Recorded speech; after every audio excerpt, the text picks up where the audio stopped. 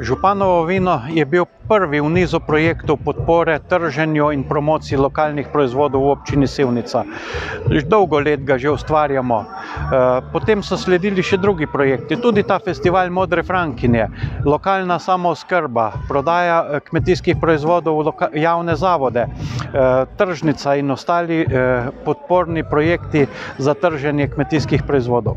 Županovo vino in festival Modre Frankinje promovirata vino kot vrhunska kmetijska produkta, kot vrhunske proizvode, ki povezujejo, ki vsebujejo veliko sonca, veliko ljubezni, in to je vinogradnikom v ponos in tudi pivcem v zadovoljstvo.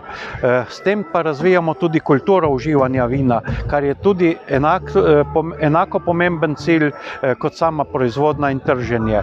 In ta festival je usmerjen v kulturo pitja vina, promocijo vrhunskega vina, in Županovo vino ima enako poslanstvo. Kot protokolarno darilo bo v letu 2022 in v letu 2023 prisoten cviček, ki ga je pridelal gospod Vintar iz Studenca, oziroma ki ima vinograde v Dedni gori in v Hantincu.